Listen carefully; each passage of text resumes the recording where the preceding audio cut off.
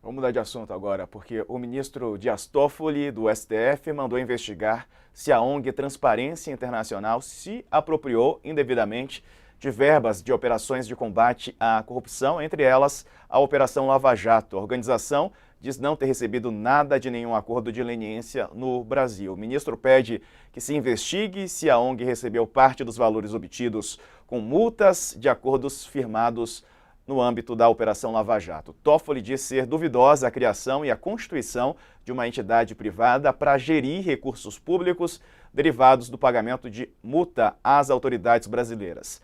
A CGU afirma que ainda não foi notificada dessa decisão de Toffoli e a Transparência Internacional, confirmando então, foi designada como responsável pela administração da aplicação de recursos de multa de 2 bilhões e 300 milhões de reais da JIF. Teve mais multas também na Operação Greenfield. Na decisão, Toffoli se refere à ONG como uma entidade alienígena com sede em Berlim, que recebeu recursos que deveriam ser destinados ao Tesouro Nacional. O ministro determinou que o TCU e a CGU participem da investigação. A ONG diz que nunca recebeu nenhum valor desses acordos de leniência. Sobre esse assunto, vamos conversar agora com Bruno Brandão. Ele é diretor executivo da Transparência Internacional. Bruno, bem-vindo. Boa tarde. Bom, como é que a Transparência Internacional recebeu essa investigação e essas denúncias feitas e chanceladas pelo ministro Dias Toffoli?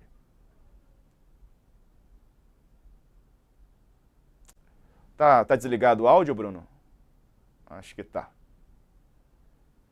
Agora sim. Boa Agora sim. tarde, Diego. Boa tarde, Leonardo. Boa tarde a todos. Recebemos com espanto, com indignação, que uma informação que já havia sido desmentido diversas vezes pela Transparência Internacional, mas também por documentos de autoridades brasileiras, isso já havia sido desmentido na própria PGR, mas que essa fake news, ela continua, ela permanece recorrente como campanha, objeto de campanha difamatória contra a Transparência Internacional. Já há anos, há 4 anos isso persiste, e agora cada vez mais sendo objeto de assédio judicial à Transparência Internacional em diversas instâncias e tentativas de ludibriar autoridades nessa retaliação ao nosso trabalho. Bruno, boa noite. Sakamoto aqui, bem-vindo ao All News. Bruno, uma pergunta, nesse ponto, uma pergunta anterior, eu não estou falando sobre o caso exatamente, mas a transparência ela teve muito diálogo, né? A transparência trava vários diálogos com vários grupos, mas ela teve muito diálogo com os procuradores da Lava Jato naquele momento, né? Houve muita discussão, tanto para a questão das 10 pautas, né, contra a corrupção, mas houve muito diálogo, e até parte desses diálogos, né, foram até interceptados pela Vaza Jato. E aí a pergunta, vocês se arrependem desse nível de diálogos intenso que vocês tiveram com os procuradores da Lava Jato?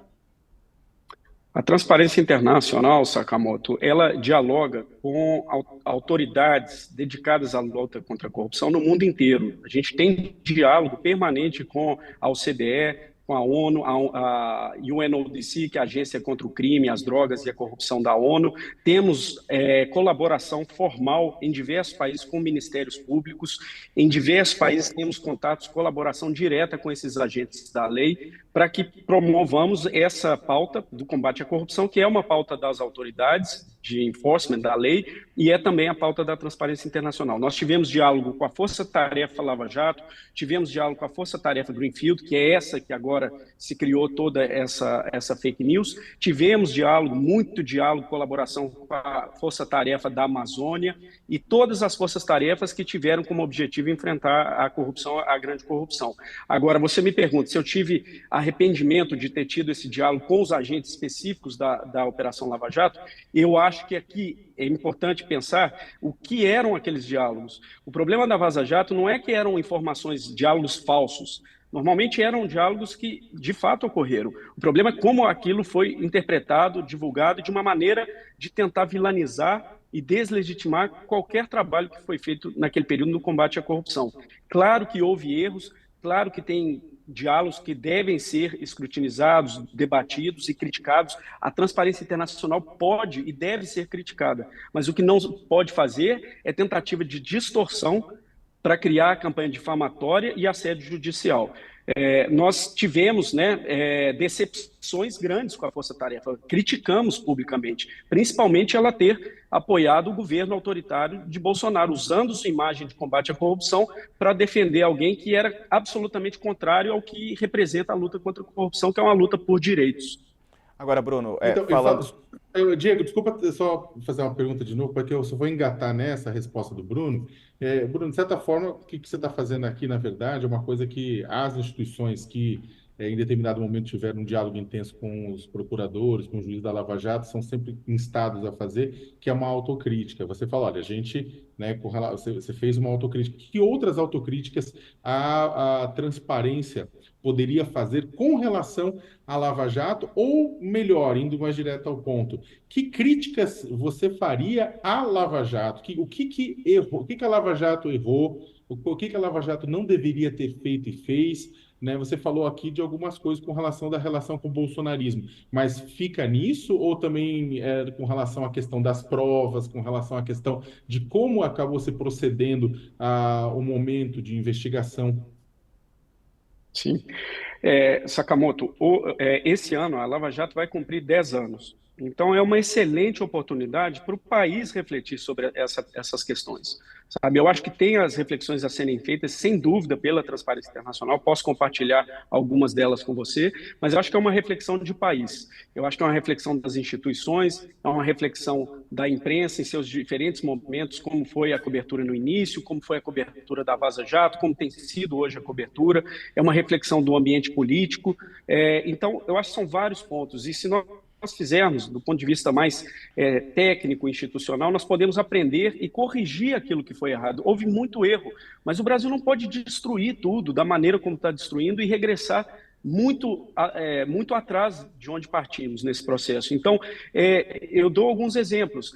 A relação, né, que foi a maior crítica, muito correta, legítima, a proximidade entre procuradores e juiz, no caso da Lava Jato. Isso é um grande problema. Isso gera um problema de imparcialidade, pode gerar injustiças. Só que isso é um problema sistêmico, gravíssimo e completamente ignorado no Brasil. Hoje nós temos um modelo, por isso que o juiz de garantias não é má ideia. A Transparência Internacional foi favorável, porque nós precisamos reduzir esse envolvimento entre juízes e os acusadores. No modelo brasileiro, o juiz, todo o processo investigatório, ele preside esse processo e ele vira quase um parceiro dos acusadores. Imagina o que é isso na Baixada Fluminense, em áreas marginalizadas em todo o país. São pessoas da mesma classe social, das mesmas origens, investigando pessoas que são praticamente alienígenas ao seu meio. Isso gera um problema muito grave de injustiça. Só que isso acontece normalmente no andar de baixo. No andar de cima, quem tem proximidade com juízes de altas cortes são os advogados dos réus poderosos, são sócios de escritórios. Então, aí, o que ocorre é uma proximidade com a outra parte. Um procurador dificilmente tem esse acesso que a defesa tem, às vezes até em casa, com a esposa. Então, é um problema de desigualdade ao acesso à justiça estrutural no país, que a Lava Jato foi um expoente disso. Talvez de sinal trocado, mas esse talvez seja o problema mais grave de todos. Mas tem vários outros, o uso de prisão, condução coercitiva. Que bom que isso foi, a Lava Jato teve essa experiência e o Supremo acabou com isso na forma como era usado. Tem que aprimorar, claro que teve muito problema. E a Transparência Internacional também. Nós apoiamos campanhas de conscientização dos agentes. Talvez tenha sido um erro, porque acabaram usando essa exposição de causas democráticas, apartidárias. Nós conversamos com todos os candidatos em vários momentos para promover reformas positivas para o país. Só que acabaram usando essa exposição para se aliar a um campo político específico, não de maneira isenta, mas foram para o bolsonarismo, Agora, entre outras questões. Sobre isso até, sobre o bolsonarismo, a Transparência Internacional rebaixou o Brasil num ranking, né, em relação à corrupção. O senhor acredita que esse reposicionamento está correto? diante dessa mudança de governo? Sei que tem como base as próprias decisões do ministro Dias Toffoli, né, que embasaram essa redução, mas, enfim, te parece adequada essa redução? A situação no Brasil é gravíssima de desmonte dos marcos legais e institucionais de combate à corrupção, que o país levou décadas para construir, inclusive com governos do PT, que tiveram contribuições importantes, outros governos também, desde a redemocratização. Só que nós vimos que isso pode ser destruído muito rapidamente, é muito frágil. E o que esse primeiro ano nos mostrou agora é que a reconstrução é um imenso desafio, por omissões do atual governo, que tem feito decisões do mesmo padrão Bolsonaro no orçamento secreto, nas nomeações de pessoas com vínculos pessoais ao Poder Judiciário, a lista tríplice, que claro que tinha problemas, mas ela... Entre todos os problemas, ela garantia uma impessoalidade maior, uma transparência maior, um debate público maior sobre candidaturas à PGR. Isso foi completamente ignorado, uma pena, porque o próprio Lula havia feito isso se tornar uma boa prática no país. Então, existem sim problemas graves do atual governo, uma herança maldita, mas também omissões graves do governo. Mas o problema não é só do governo. O problema é um legislativo cujo centrão está cada vez mais poderoso e vai se tornar mais poderoso, com os recursos que tem à mão na eleição agora de 2024. O centrão do judiciário, cada vez mais forte também. Decisões cada vez mais explícitas, sem qualquer pudor, né, com impacto sistêmico internacional. Então, nós apontamos tudo isso e incomodamos, pelo jeito, incomodamos muita gente. Bruno, tem um ponto, você colocou, né? É claro, só até para tentar nivelar com o pessoal, que realmente teve ruídos hoje nas divulgações. Aquele recurso que a Força Tarefa queria destinar não era nem a Força Tarefa da Lava Jato, era dentro de um acordo dentro da Operação Greenfield, que é o acordo da leniência da JIF ele não era em cima dos fundos de pensão, era outra questão, não era os 2,5 bilhões do fundo que vinha do acordo de leniência da Petrobras, que iria abastecer um outro fundo, esse sim para combate à corrupção, e que ficaria nas mãos de uma entidade privada que seria apontado pelo MPF ou com a participação, enfim, toda aquela discussão que o Supremo Tribunal Federal vetou. E aí é esse ponto que eu queria a sua avaliação. Na hora que aquilo veio a público em determinado momento, houve uma crítica e uma gritaria muito grande, né, e com razão, de falar, poxa, 2,5 bilhões gerido por uma instituição privada ou pelo próprio a ser criada, ou discutiu-se que os próprios procuradores criariam essa instituição para combater a corrupção no Brasil. Só que aí você tem o quê? Você tem uma mistureba de funções. Você tem, não é função de procuradores fazerem isso, não é função de procuradores de pensarem nessa política pública e muito menos participarem da sua execução. Quiserem participar, vai participar de governo, né? Tudo isso mais.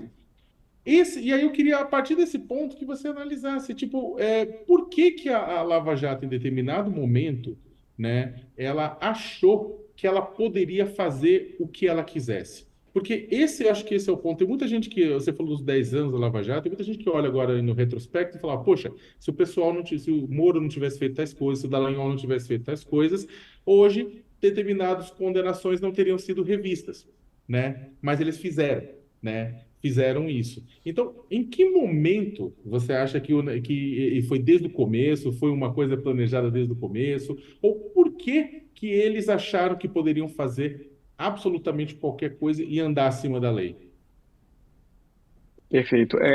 Só o último ponto que eu discordo de toda a sua análise. Eu estou muito de acordo com praticamente tudo que você disse. Só faria uma nota de cautela sobre a afirmação que é muito repetida, que os acordos só foram anulados porque houve erro dos procuradores e dos juízes. Eu tomaria muito cuidado com essa afirmação, porque essa afirmação acaba ignorando um problema sistêmico de desigualdade na justiça no Brasil. Porque não houve qualquer caso na história brasileira que perdurassem sanções adequadas à grande corrupção envolvendo gente poderosa no Brasil. É um problema histórico, sistêmico, estrutural. Então, ele não se resume ao caso da Lava Jato. Se nós atribuirmos todas essas anulações a erros da Lava Jato, que houve, sem dúvida, nós estamos desconsiderando um problema estrutural de impunidade no andar de cima, que convive com um problema histórico e estrutural de violação crônica de direitos essenciais na base. Hoje nós temos encarceramento em massa sem decisão em primeira instância, provisoriamente. Estão lá em masmorras, enquanto a gente tem, historicamente, uma impunidade para poderosos no Brasil. Impunidade e inadimplência, porque também multas, sonegação de impostos, tudo isso também são revertidos. Então, é um problema, Sakamoto, que eu acho que a gente deve tomar cuidado de atribuir aos erros que aconteceram, mas esses erros poderiam perfeitamente ser sanados sem a destruição que ocorreu e está ocorrendo. Sobre o outro ponto específico, existe uma discussão mundial sobre recursos compensatórios em casos de corrupção. Recursos que compensam direitos violados por corrupção. Existe uma discussão para a identificação de vítimas. Quem são as comunidades diretamente impactadas? No caso da FUNCEF, a multa da JF, que vai ser agora, muito provavelmente isso vai ser suspenso a tempo indefinido pela decisão do ministro Toffoli, é identificado ali no bolso dos aposentados da FUNCEF, da Caixa Econômica, petroleiros, bancários aposentados, carteiros aposentados, que todos os meses têm que pagar desconto na aposentadoria. Eles dizem que não houve corrupção, mas no bolso deles, todos os meses, está sendo descontada a conta dessa corrupção e vão deixar de ser ressarcidos. Existem outros problemas de corrupção que não se pode identificar exatamente a vítima. São vítimas difusas, gerais. O Brasil mesmo, existe uma discussão antiga e muito sofisticada sobre direitos difusos, sobre danos ao meio ambiente, danos ao patrimônio histórico, à ordem econômica, quando existe um cartel. Como ressarcir isso? Isso vai diretamente para o Tesouro? Não, o próprio Brasil faz todos os dias a destinação desse recurso para ONGs, para projetos sociais e com péssima governança. Todos os dias o Ministério Público e a Justiça assinam taxas, termos de ajustamento de conduta, sem qualquer governança, mecanismos de controle para onde vai esse recurso. Então, no Brasil, quando chegou o fenômeno da Lava Jato completamente inédito, esses recursos bilionários passaram a chegar, não havia qualquer referência técnica, jurisprudencial, regulatória, qualquer experiência com esse tipo de destinação nesses casos e nesse volume. E aí foram feitos esforços, a própria Transparência Internacional, esse foi o trabalho feito de trazer boas práticas, experiências, um estudo que nós fizemos para orientar isso. Só que a Força Tarefa Lava Jato, assim como a JF, decidiu não seguir várias das recomendações, talvez a principal delas, que nós colocamos, e isso estava em um dos diálogos vazados, Sakamoto, isso que é importante, é bom ver tudo que foi vazado, um dos diálogos recomendando que o Ministério Público não deveria se envolver na gestão desses recursos, e isso está no nosso relatório, mas eles cometeram erros grandes. Se foi uma coisa para vilanizar a Lava Jato, não são vilões, não são heróis, cometeram erros, cometeram acertos, têm que ser responsabilizados pelos erros, mas não por aquilo que não fizeram, e dentro da lei. Infelizmente, não é o que está acontecendo. Tá certo. Bruno Brandão, da Transparência Internacional. Bruno, obrigado por nos atender. Um abraço, boa semana. Muito obrigado, à disposição. Valeu. Obrigado. Bom, quero ouvir o Sakamoto sobre essa ação, né, a decisão do ministro Dias Toffoli e a posição da Transparência Internacional também, Sakamoto. Olha, Diego, eu sempre fui muito crítico com relação à Lava Jato, todo mundo sabe disso, né? Agora, a gente só precisa, na verdade, e o ministro Toffoli, ele está sendo agora criticado, né, por conta do desmonte das consequências da operação. Eu acho que eu ficaria muito mais à vontade se essas decisões não tivessem sido tomadas pelo ministro Toffoli, assim, mas tivessem sido tomadas, valesse quando fossem tomadas pelo Pleno do Supremo Tribunal Federal, né? Ou seja, pelo coletivo dos ministros ou por pelo menos uma turma, assim, ao invés de uma decisão monocrática com o tamanho dessa envergadura. Né? Porque são decisões que abrem portas para... mas depois as decisões vão ser julgadas. Mas o ideal seria, neste caso, que ou fosse colado o julgamento da decisão ou a decisão tomada por uma turma, porque é algo, na verdade, muito grande, né? Então, há uma discussão também, inclusive, se o Toffoli, com isso... Porque o ministro Toffoli, em determinado momento, ele apoiou bastante, digamos, posições e bolsonaristas, não posições do ponto de vista ideológicas, né, mas ele foi visto como uma pessoa, uma ponte do bolsonarismo dentro do Supremo Tribunal Federal. E ele ficou durante muito tempo queimado entre o PT e o Lula, né, as pessoas que o indicaram, né, principalmente depois que quando morreu o irmão do Lula, né, o Lula estava preso, e aí o Toffoli não deixou o Lula ir ao enterro, né? Só liberaram muito depois. Tinham sugerido inicialmente que ele fosse levasse o corpo do irmão até um hangar ou alguma instalação, ele visse o corpo do irmão, devolve o corpo do irmão para o cemitério, não faz sentido nenhum. Isso gerou muito constrangimento, muita reclamação. Desde então, o Toffoli vem tentando retomar uma relação com o presidente Lula, né? Essas decisões contra a Lava Jato também têm que ser interpretadas nesse processo, assim. Agora, é claro que a Lava Jato errou muito, né? E eu não vou dizer que é erro apenas, eu só discordo disso do Bruno, assim, que eu não acho que é erro, né? A Lava Jato tem muita sacanagem mesmo, né? Que foi feita de forma a sacanear, né, determinados grupos, tiraram o Lula, usaram do jeito que foi feito, acabaram tirando o candidato, o principal adversário de Bolsonaro na corrida de 2018. Se tivesse Lula lá, né, concorrendo, vai saber o que daria, poderia Lula ter ganho a eleição, né? Então, o que acontece? Tiraram o Lula, né? Correram com tudo para tirar o Lula da eleição e depois a pessoa que foi responsável por isso acaba virando ministro da Justiça sobre a perspectiva de ganhar um cargo no STF, depois ser indicado para o STF, o que não aconteceu, né? Que era o caso do Moro.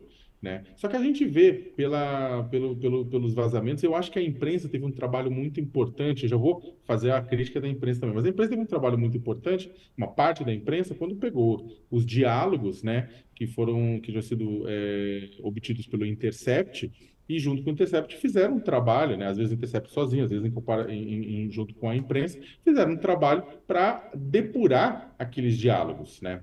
Então, e tinha muita coisa lá que mostrava uma relação promíscua entre o acusador e o julgador, entre o Ministério Público e o juiz, né? Isso não vai mudar. E é claro que isso contamina as decisões judiciais que vieram depois.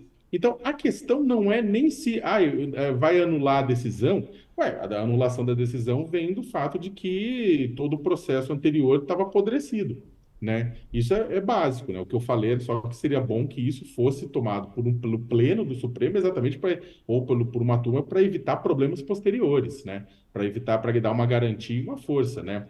E exatamente por quê? Porque a gente tem o Toffoli, todo o contexto. Mas o fato é que a Lava Jato cometeu tantos erros que agora todos esses casos acabam sendo revistos e muito como em consequência dos erros cometidos pela Lava Jato, né? Eu acho que isso tem que ser deixado bem claro. Agora, a imprensa, e acho que é bom fazer esse meia-culpa da imprensa, Diego, a gente não fez o suficiente de meia-culpa da imprensa. A imprensa faz de conta que não é com ela. E sim, a imprensa, boa parte da imprensa, de nós jornalistas, né, o pessoal comprou de uma forma acrítica todo o conteúdo da Lava Jato, como se aquilo fosse verdade absoluta. Não, mas nossa função é divulgar. Não, a gente às vezes não divulga quando a informação a gente sabe que, pô, dá uma investigada no mínimo e fala, peraí, tá faltando subsídio para poder divulgar isso aqui. Né? Então, a gente começou a divulgar simplesmente delações e coisas mil, na verdade, confiando em que aquilo tinha sido produzido com qualidade. Não foi, né? A gente começava a divulgar informações vazadas pelo Ministério Público, ou mesmo pela Justiça, de uma forma a reforçar o discurso deles, e não necessariamente considerando o ponto de vista do acusado. A imprensa ajudou num julgamento público, tipo sumário, por parte de muita gente. E agora a imprensa precisa fazer essa autocrítica, fazendo o quê? Tomando cuidado para que ele não repita esse tipo de coisa adiante. Né? E só para terminar, a própria discussão que a gente acabou tendo hoje, por conta de tudo que aconteceu, também ela acabou um pouco contaminada pela confusão também da imprensa. Né? O que acontece é o seguinte, havia um acordo de leniência entre a JF e o MPF para o pagamento de 10,3 bilhões, dos quais 2,3 bilhões iriam para projetos sociais, e aí o MPF queria que a Transparência Internacional gerisse esse recurso.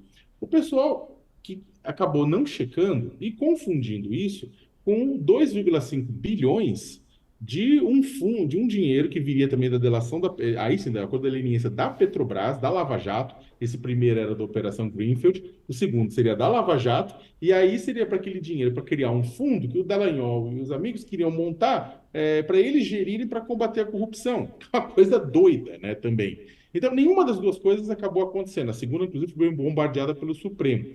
Só que o pessoal, muita gente confundiu Lé com Cré hoje. E aí eu acho que essa é uma questão importante, sabe? A gente, quando jornalista, quando está lidando com informação a respeito de acusações, corrupção, né, que são coisas sérias, e a gente viu, né, o Lula não teria ficado 15, 80 dias na cadeia se as coisas tivessem sido feitas de forma correta, inclusive do trabalho da imprensa, né? Da justiça, da imprensa e de todas as instituições. Então, a gente precisa aproveitar esses momentos, inclusive agora, quando você vai pegar falhas da cobertura aqui, ali, acolá, e servir de exemplo para a gente poder avançar. Um país precisa de uma imprensa de qualidade. A gente precisa só garantir que essa imprensa de qualidade saiba qual o seu papel. E o mesmo vale para organizações da sociedade civil. Né? E aí, para finalizar, a transparência, ela tem que fazer a sua autocrítica. A gente cobrou aqui a autocrítica por parte do Bruno, né, do diretor da Transparência. Essa autocrítica precisa acontecer, até porque, no meu ponto de vista, a pergunta que eu fiz para ele, né, é que eu acho que eles acabaram servindo aos interesses da Lava Jato ao se aproximar demais também da operação.